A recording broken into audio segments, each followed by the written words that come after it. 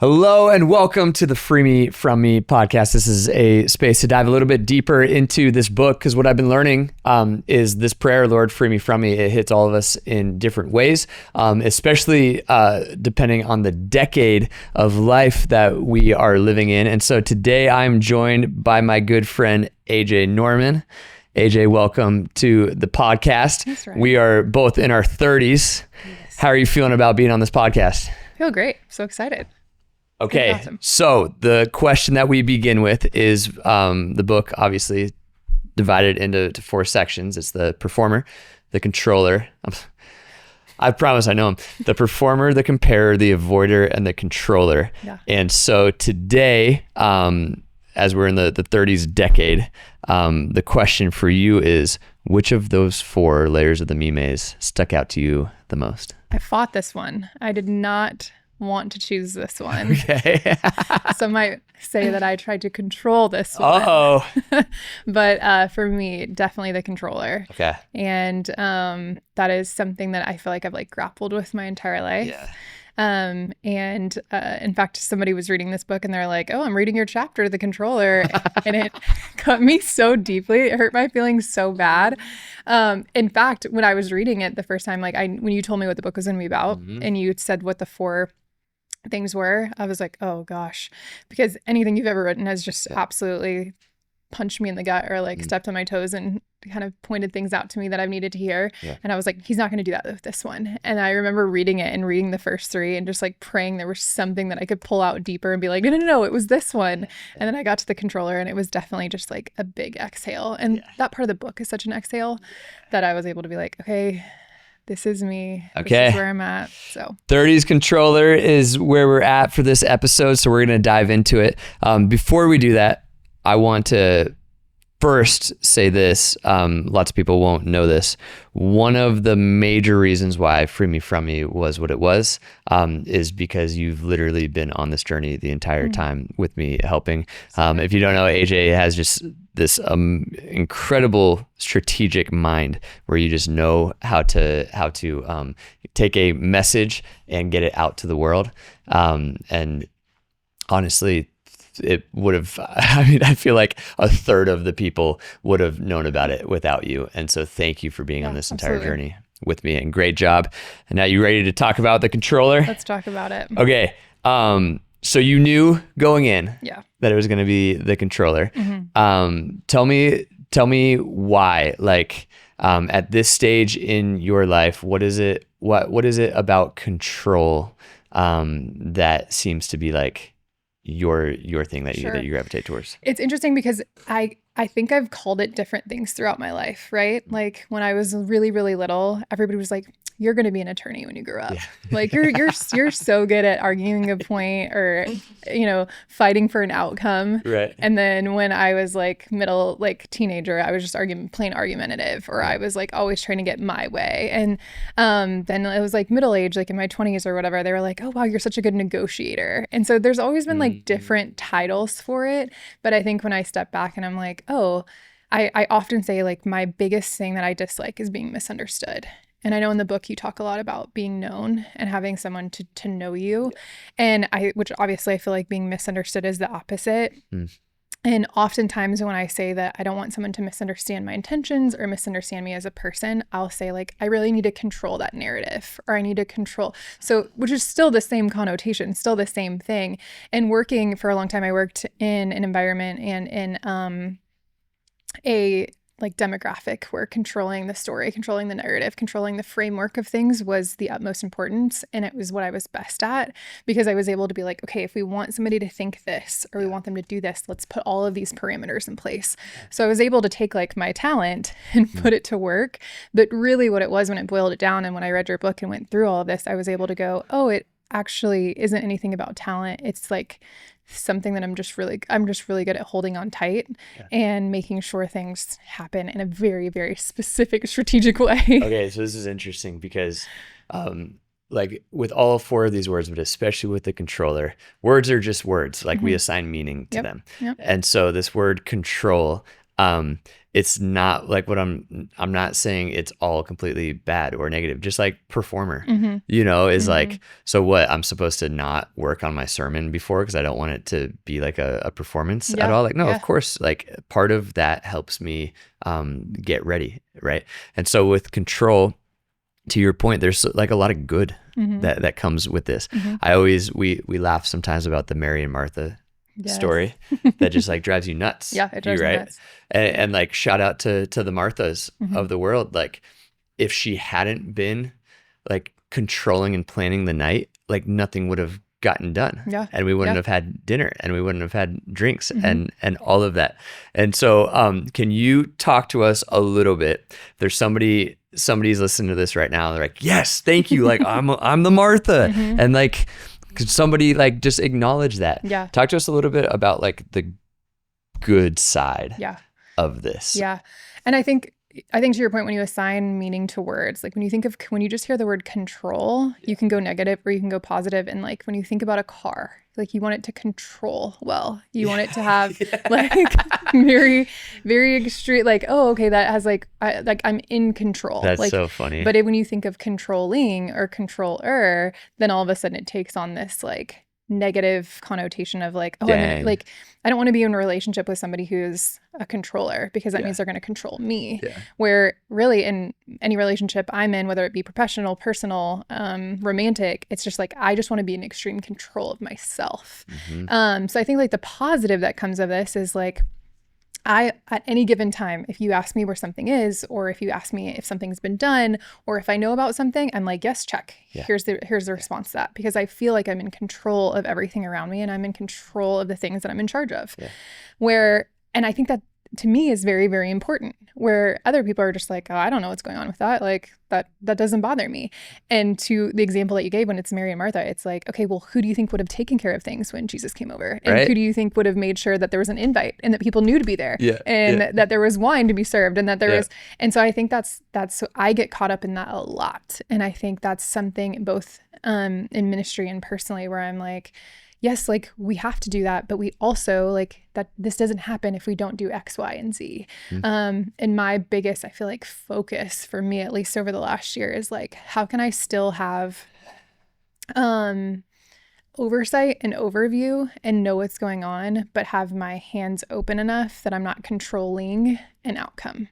And I think when you take something where you have like, if you have control in something versus controlling over it, they're very, very different. But the line can blur really, really close. Wait. This feels important. Control in versus control over. Yeah. Break those two apart.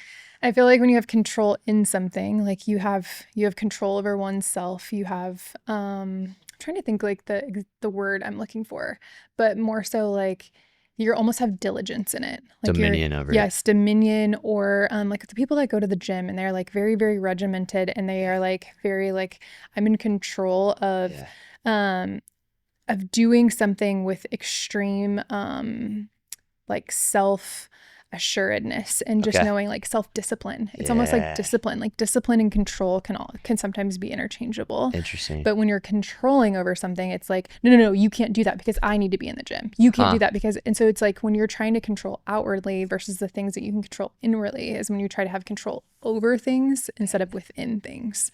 And I think that's where I really, really walk on a line of like, I don't want to be misunderstood. I don't want people to think that I'm controlling or controlling over, but I want them to understand that I am in control. Yeah. And like, I have my hands on things and things feel important to me and I'm going to make sure that they're executed, but I don't have to do everything. Right. I don't have to be the one in charge. I just want to make sure that it gets done. Yeah. And I think that's where that misconception, at least for me, comes in. And then I want to be like, no, well, that's not what I meant. And that's not who I am. And I really, really care about you. And then you're like, okay, I'm just doing the thing that I'm saying that I'm not doing because I'm trying to control over a narrative and what people think. And that's where you can get in that big meat trap. So that misunderstood piece. Yeah. You ever like, this happened to me 2 days ago. Like you say something and it comes out the wrong way. And then you say like three more, like it ended up being mean. And then I tried to say like three nice things to this person to try to cover up So you're for like it. overcompensating And for the then, thing. and they know, and they're looking at me like, you don't have to do that. Like we should just let's just high five and walk away. Yeah. Like stop trying to control.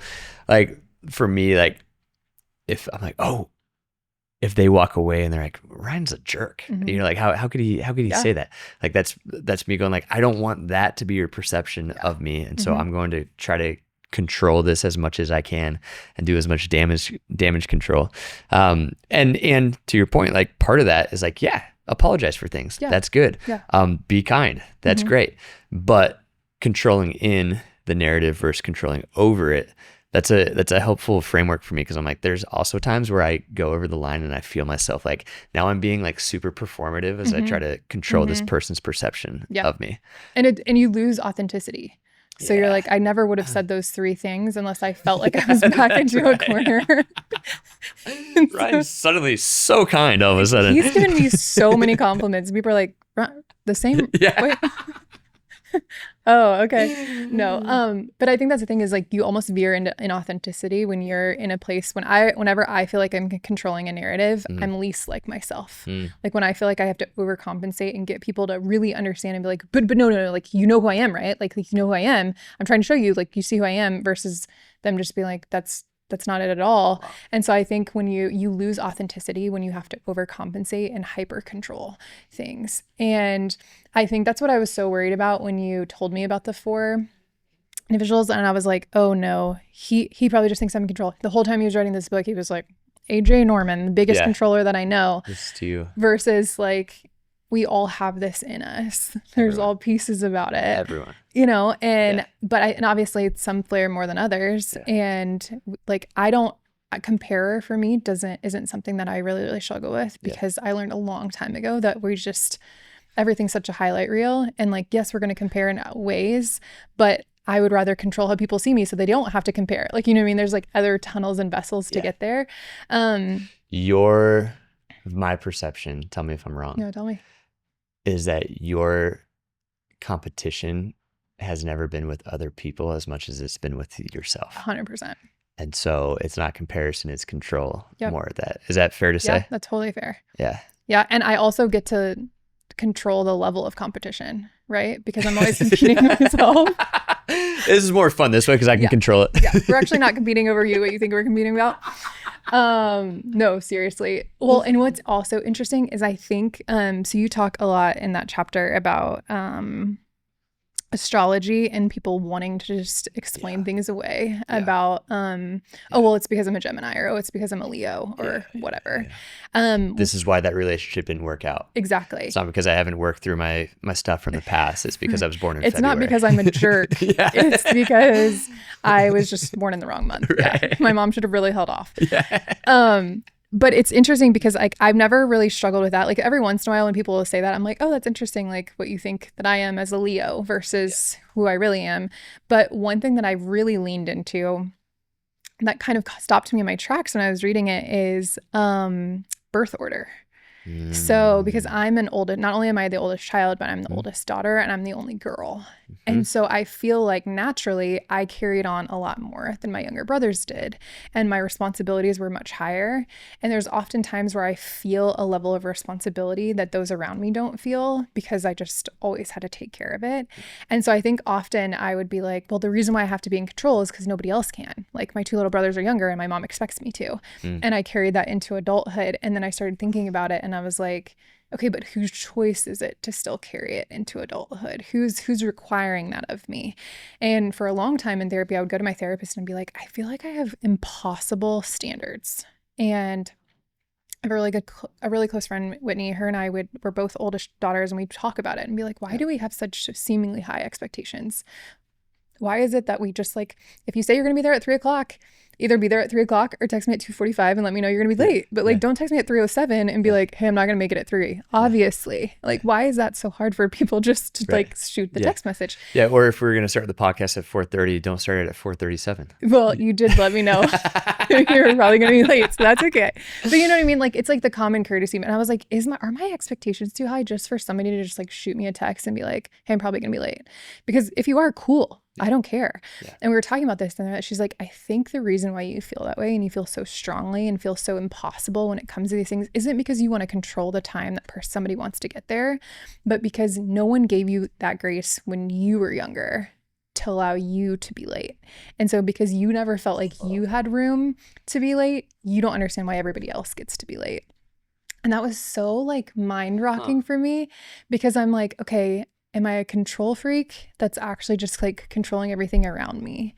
Or was I never given that grace, so I didn't give myself that grace, so I won't give anybody else grace?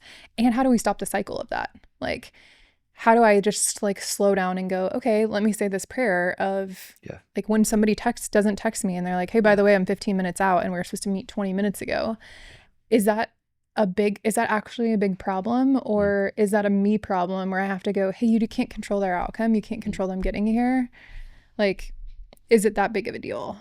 And I feel like for the last year, I've really, really worked on that and identifying, like, is this something that I'm attempting to control because I'm working on outcomes?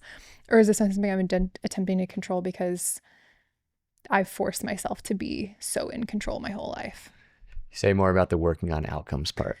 I think sometimes when we work on something like a service on the weekend or an event, we just did singles conference last week, and I think it was like, okay, we knew we were going to get 1,500 people in there. We knew, so we were working towards an objective. Yep. In order to make that happen, we had to make sure that tickets were sold. We had to make sure there was parking lots. We had to start on time to be able to get out on time. Yeah. So there were so many things that hinged on our actions and the steps that we took.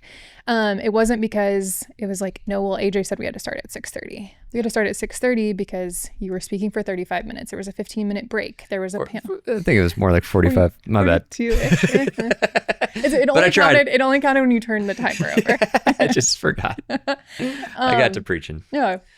Keep going. But it's like there were things that had cause and effect, right? It was like, and then afterwards we had an after party. We wanted to give everybody time to eat, but we had to be out of the venue at 11. So it's like all of those things had outcomes, where if you and I are going to grab coffee and you tell me you're going to be there at 3, you don't get there till 3:10, there's no cause and effect of you showing up, or like there's no outcome of you being late. That's right. Aside from me being uncomfortable. And is me being discomfort and ruining our time at coffee worth anything? Or is it, okay, AJ just needs to chill out because and she should extend Ryan grace because she's never received that grace and it's okay for her to extend it to other people. And I think that's the thing, is like when you just uphold these like rigid standards because those standards were upheld for you, some of them are healthy. Like us staying on time for singles conference was healthy for the experience of our guests. That's right. But me being frustrated or in a bad mood because someone's late because they hit traffic, which is something completely out of their control, doesn't benefit us in any way. And so I think being able to step back and get outside of myself in so many ways and being like, this isn't about me. This isn't about being just like a disrespect because they didn't leave their house on time. This is actually so much bigger, and I need to like probably take a Xanax, but we're not doctors here. But ultimately I need to be able to just like open my hand and be like, hey, that's okay. We don't have to be this uptight about these things. And that's been a journey. Okay. This is awesome. Can you talk to the person right now who is going, oh my gosh, all of my control my entire life has been me trying to control something that I was never given myself. Yeah. We're talking like 4 years of therapy right there. 100%. So if somebody is just listening to this, watching this right now, and they're like in Inception and their entire world is crumbling down, can you like pastor that person? Yeah. I think the biggest thing to know is which is funny to say this, but taking yourself out of it and being like, you're not alone. Yeah. And it is not your fault, because so many things are formed in and around us and within our personality that we don't have any control over.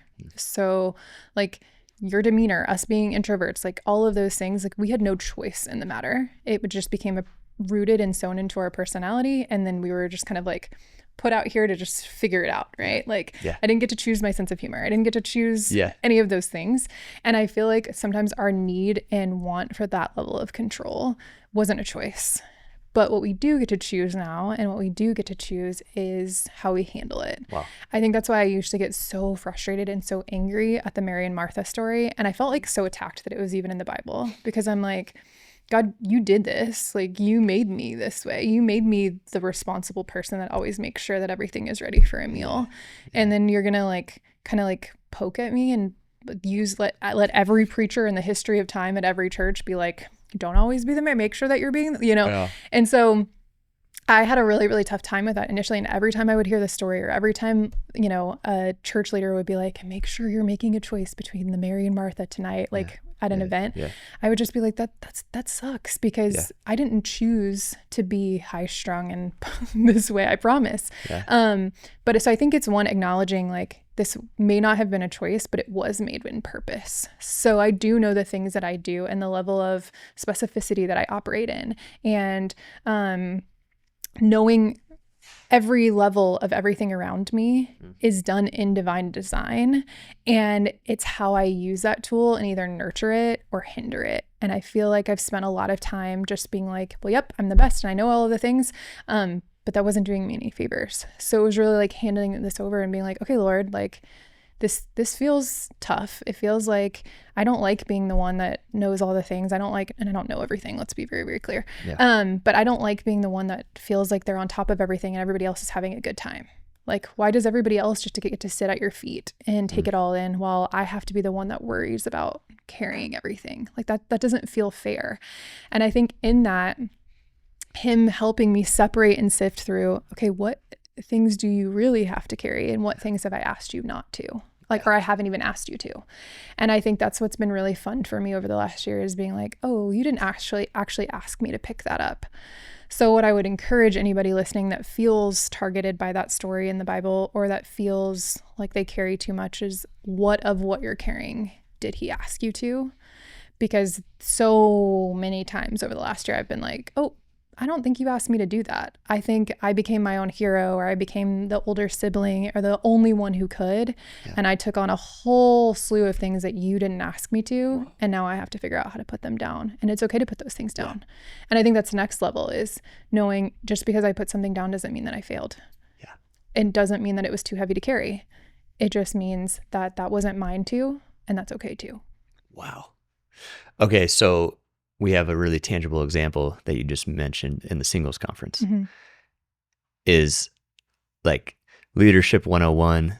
The pastor was like, we got to learn how to be Marys. We can't be Marthas.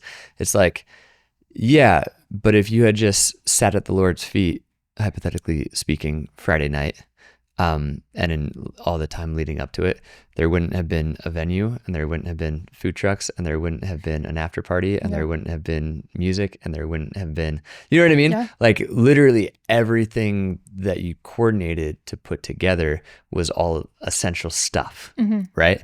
And so I wonder, I feel like we're keying into something really important here, as like the person listening who's resonating with your story, who is now going like, yes, but like if I weren't to do those things wouldn't get done. And now you're saying, so figure out what you need to control, or what you're supposed to carry, and what you were never asked to carry. What have you learned over the last year, or maybe before that?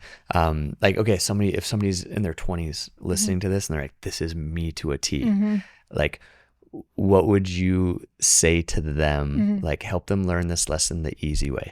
How do you know when it's something the Lord is calling you to carry versus something that you are just trying to control? Yeah. I think the biggest answer is, what are the things that only you can do versus the things that you want to do? Because there's so many things that I'm like, oh, only I would do it this way. But that doesn't mean that only I can do it. And knowing the difference between the two has been really, really important because, I would love to have every single thing the AJ way. Yeah. Because, of course, it's the AJ way. In my mind, that's the way that it makes sense. But that doesn't mean that's the only way people can experience things. And so I think knowing what are the things that only I can do, like only I can sit down with you, probably not, but you and I sit down and we like plan out this entire thing. Yeah. And then I can take it and be like, okay, here are the 6 things that need to happen. Okay, Chris, let's talk about this. Joyce, let's talk about this. Kayla, let's talk about this. I can be the person to go do that because I'm able to sit down with you and take what you mean in our meetings and then just blow it out into other bigger things where I couldn't go, okay, I'm going to have somebody else sit down with you and then that person's going to tell me and I'm going to figure out how to do it. And maybe that would work. That's totally fine. But I think the biggest thing is knowing like, I don't need to be the person that signs on the dotted line for the food truck. Joyce can do that. Yes. I don't need to be the person. I think last year I probably would have wanted to, but this year I was like, we have such an incredible team that just wants to make it happen too and is on mission the same way that we are. Giving them the opportunity to grow and giving them the opportunity to take it over so that I can be present for what is important. Like, so I can be there for worship. I can be there to hear out the rest. Feels far more meaningful, but I think it's taking a look at of like, okay, so that person may not do the exact same way as I would, but they can do it, and allowing and empowering them to do it that feels important. So wherever you're watching this from, whatever type of team you're on, whether that's in work or family or friends, there's something so beautiful about the call to community. And I would venture to guess that those who are drawn towards control probably have the hardest time with the community aspect of things. Maybe avoiders as well. No, avoiders are like in it and they're just always in it. Yeah. But it's a bit stagnant, whatever. It's always blown my mind that Jesus, who I believe is the King of Kings and the Lord of Lords, started his ministry by inviting other people along the ride. And like not super qualified people, but like Peter, Matthew, like Judas, you're coming with me. Yeah.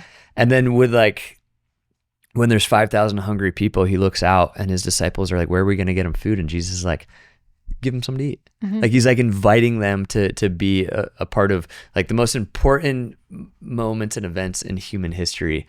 He's letting unqualified, uneducated fishermen take the lead on it. Yep. And it's just crazy to me, like his ability to he knows his mission. It's very, very important, save the world. And yet he didn't hold on to control when it came to like all of these big things. Yeah. And so I don't know, for whoever's listening to AJ as she explains all that, like what is one aspect or area of your life where if you're being honest, there's people around you who could do it with you. They're just not going to do it quite the way that you want it to be done. There's like a really important leadership principle there. Yeah. Of like learning how to make disciples. And I feel like, and you give us this example a lot, especially whether you're talking to me personally or you're talking to the staff about like how Jesus just shows us like he's a masterclass in making this happen. I feel like he's like the king of autonomy. Yeah. Like he has the ability of just go in and be like, hey, just do this. Yeah. And you're like, okay, that sounds simple. But when I was thinking it through in my head, it didn't feel as simple. And I think for a while, it's funny how I would like read the Bible with resentment, which this feels like a safe place to say that out loud. But I would like read it and be like, okay, but like he would just tell people to do it and they would like do it. But there's so many examples and experiences where they wouldn't, and he'd have to be like, hey, so like go on the other side of the boat, or hey, go do this. But the level of autonomy that he gave to like, hey, why don't you go do these things? Why don't you go heal these people?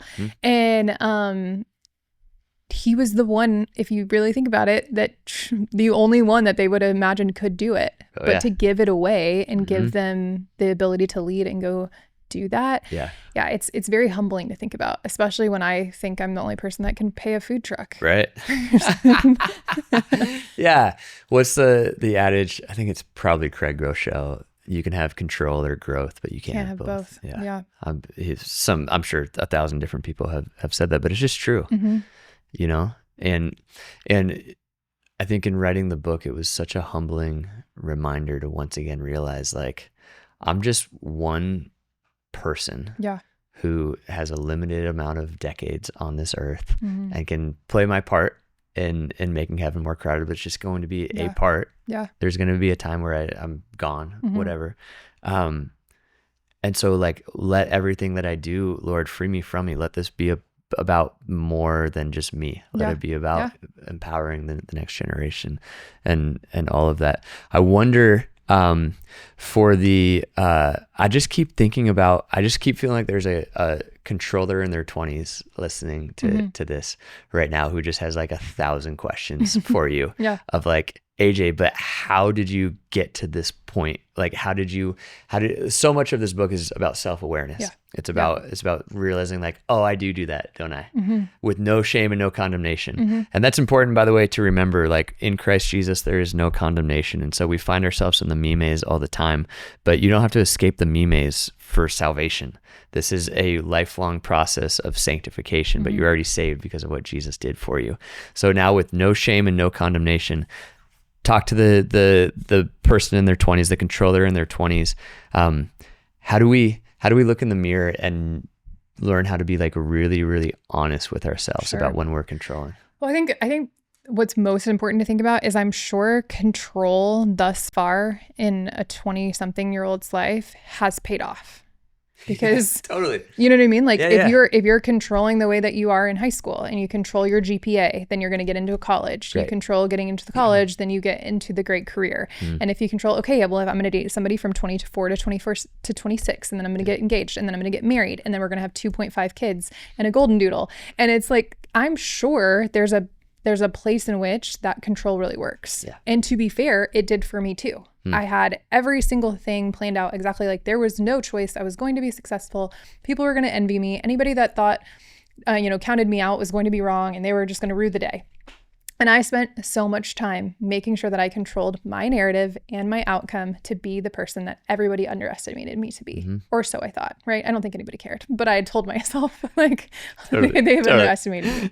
And so I worked so hard. But then at the end of the day, and at the end of my literal rope, I got to a place where, hey, suddenly my life didn't look like everything that I controlled it to be. Like, I didn't all of a sudden have, this perfect family and this perfect house with the perfect salary, going to the perfect church with the perfect friend group. And then I was like, well, what do I do now? And I really don't want my current narrative to get out, because then people will see how imperfect I am, how imperfect my marriage was, how imperfect of a parent I was. And I can't have anybody look at me like the less than perfect Instagram worthy mother. And so I was in my own personal PR crisis, and just like, okay, I'll just delete everything, and then nobody knows me and nobody will see me. And then I'll be the nicest person on the planet. I'll be everybody's best friend, but I'll have no friends of my own. And I operated under that for many years. For many years, I was just really, really good at showing up to every single birthday party with the most perfect gift, and so that everybody would love me and they would always want me around, but not a single person knew who I was. Wow. And it was really, really great, because there was not a single person I think that disliked me. And if they did, everybody thought they were crazy, because AJ Norman was so great. But I would go home at night and I would cry because I was so lonely.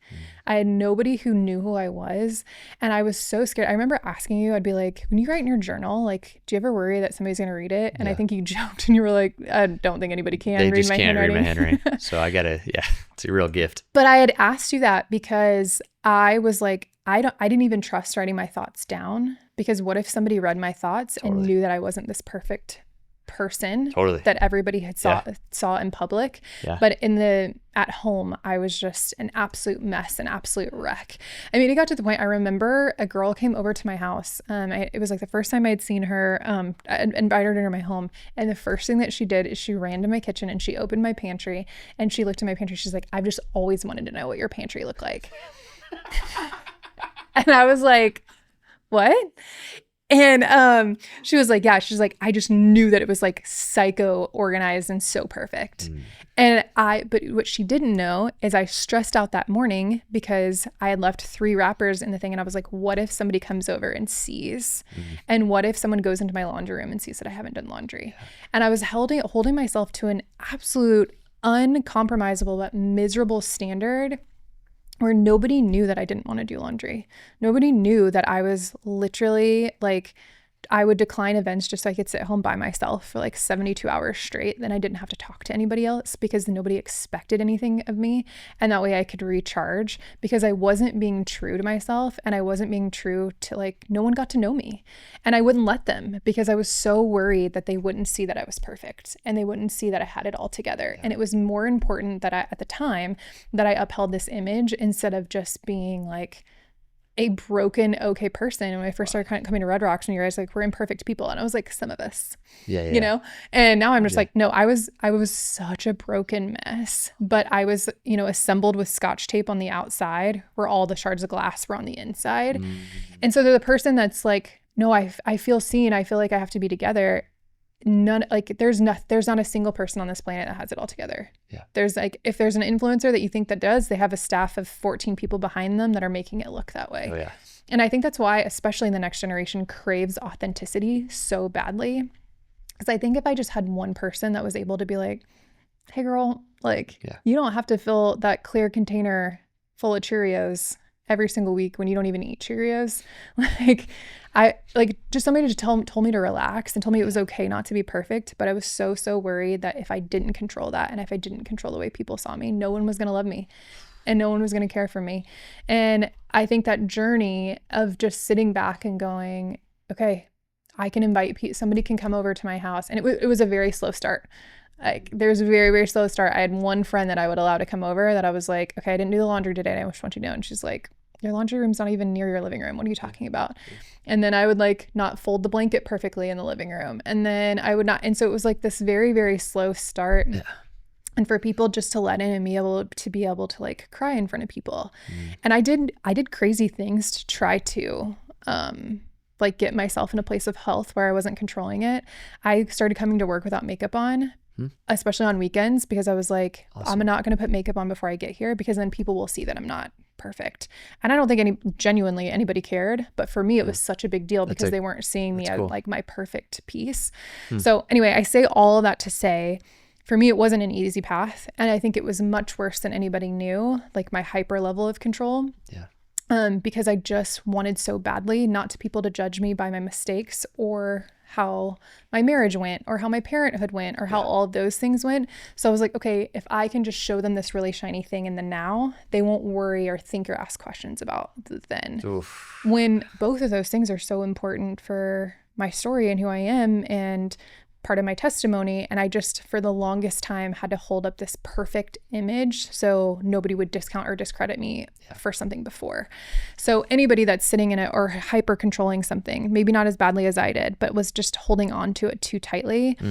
When you hold on to something too tightly, eventually it either cracks or you cramp. And you have to get to a place to where like it's not sustainable either way. Yeah. So whether you shatter the thing that you're holding or your hands are so cramped that you just like start shaking, something does have to give. And I think the controller in you would like to control what gives. And so being the person that's able to go, okay, what of this can I chip away, that chip that you talk about, to be able to let go of some of those things. And I thought that's ultimately how it started for me. Man, that was so well said. Thanks. The body keeps the score, and I've noticed in my life it'll let me know when I'm controlling too much.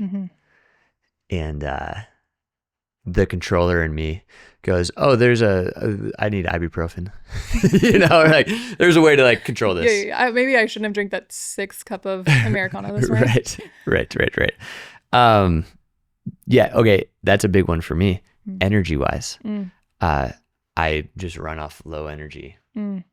And yet have a pretty demanding like job in life.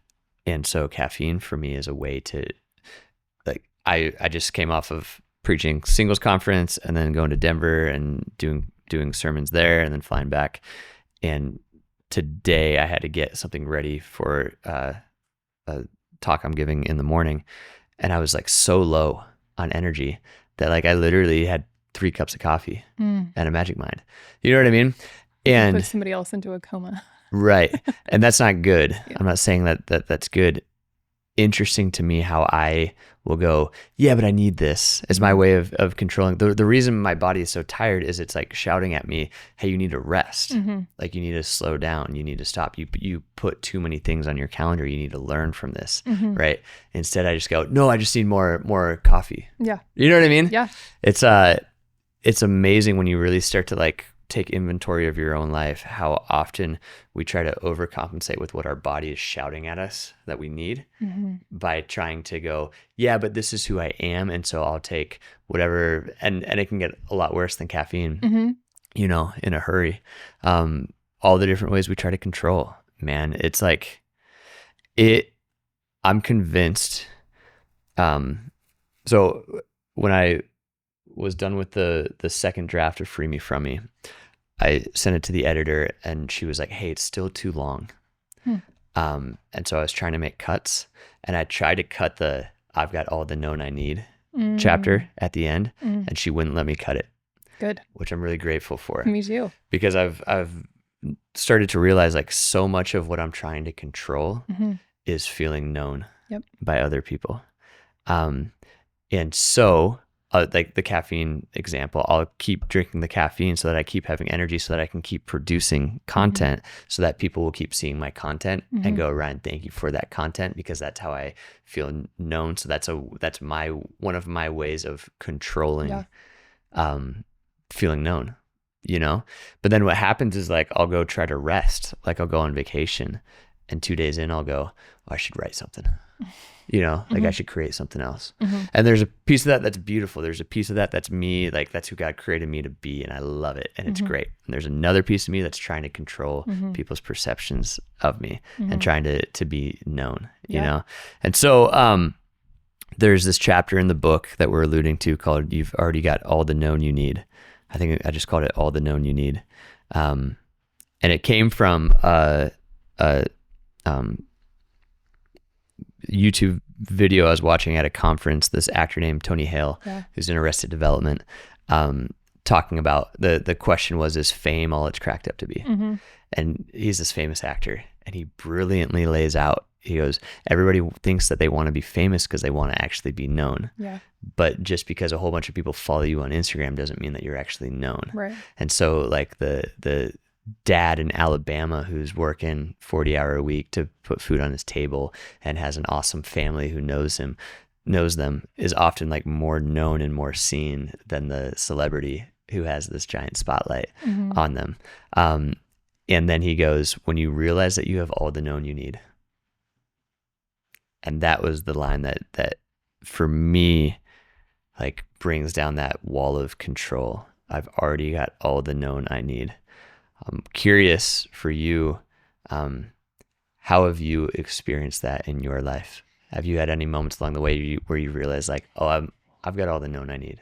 I feel like I didn't have language to that until reading that chapter and reading the end of the book, which I love that it ends in that way or through those chapters, because I felt like it just brought it all home for me and gave me language to ways that I didn't really know. I used to just call it home team. And I would tell like my mom or my boyfriend or like my best friend, like, well, it doesn't matter because you guys are like my home team and you're on my team.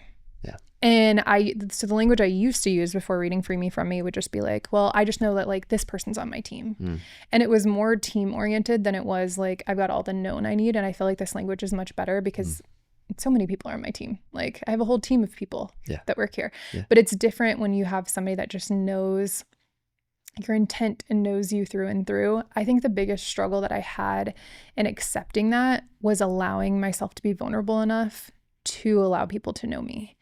So I think knowing me deeper than just, oh, she's the person that shows up with a perfect gift, or oh, she's the person who does, or she never fails, she's never late, she's never this, like who is she beyond those things? And so I think spending enough time trusting that I could, allow somebody in and that they were still going to want to stay. I was going to allow somebody to see my pantry and see like, hey, this week it's messy. Like there's spilled cereal in there and it's going to be okay. But I think it took a long time. And I remember quite a few times thinking about when you guys did the AC project and how y'all sat around while you were traveling and just like every night shared every single part of you, and me feeling so jealous for that experience, but also like so thankful, because I was like, I just don't think, like, what happens if you tell everybody everything, totally. and then they still choose you? Like, that feels so vulnerable and scary. And I just like couldn't wrap my mind around it. And I've like heard it like for years, like I've known you guys 5+ years now. And I'm still like, wow, that's so crazy that like you, like, how do you just know that they're going to be okay? And I know that my mom has to, 'cause she's my mom. She's required to love me. Right. Yeah. But I think for the longest time, I just struggled with, allowing people to know the real me, because I was so scared that they would leave. And that isn't a lifelong thing. I think that probably happened as a result of my divorce. And feeling like, okay, well, if this person's able to leave and find someone new, then anybody can. And so I think I started over controlling and overcompensating and being like, I'm going to make myself like impenetrable and not leavable and put myself in a place. I really controlled every single thing so that people couldn't know me and then make a choice. Like, they only had one choice. But after, really, obviously that doesn't work. You can't, if you're not known, like, what are you? And so in breaking that down, and again, I would just I would always say, like, I need to make sure this person's on my team. And it's really, I just need to make sure that they know me. I need to make sure that I'm understood. And so getting that language for it, and over time just realizing like, oh, it's truly, I want to be understood, and I want people to know what my intentions are versus what they assume it to be.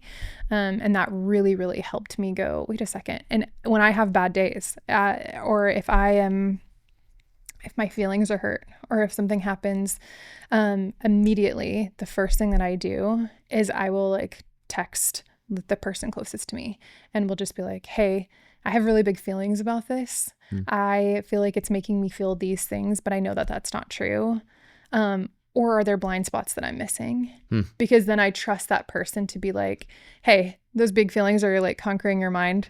I know you and I trust you. Like, you're not like, I'm on your team. Like, or, hey, your feelings are really, really big, but you may be missing this other thing. So it's not home team always, because I want people to show me when I'm wrong, or I want them to show me when I'm being too controlling or holding on too tightly to something. So that's been really helpful too, to not only just don't, like, yes, I have all the known I need, but in that, am I also missing out on something because I've turned a really big blind eye? And so that's been really, really helpful through that. So community is one of the best ways to confront control.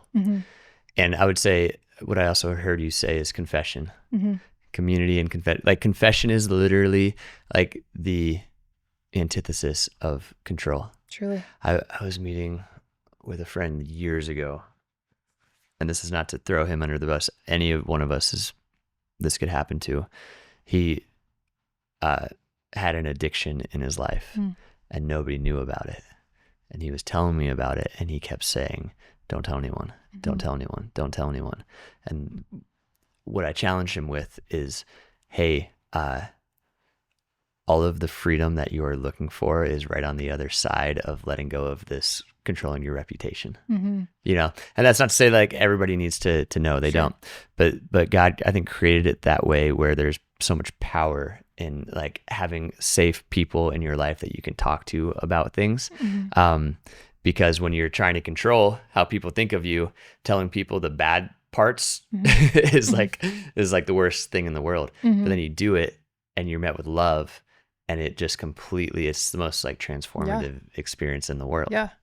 And if you look at like every single teenage TV show, like if you think about like Dawson's Creek or the OC, half those people, if they would have just told anybody in their life what was going on, none of those problems would have existed. That's so funny. And it's always people isolating their experiences or being scared to like be able to just to be like, yeah, I hit somebody with my car and it happened last night. Like, you know, it's just like, why didn't you just tell somebody to begin with? Like, but we're 4 seasons in now and we're still hiding the secret. Right. But it's true. Like, I think so much of that is like, if you could just be authentic with your emotions or feelings and what you're going through, there's so much freedom on the other side of that.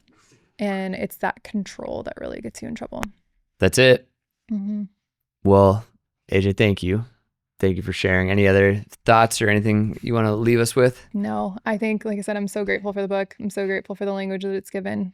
There's so many things, even in the other chapters that I read, and I was like, dang it, Ryan, You did it again. That's exactly what I've been trying to say without the words to articulate. So I love that. Well, thank you for joining me, and thank you all for watching Free Me From Me. And we will see you guys next time for our next episode.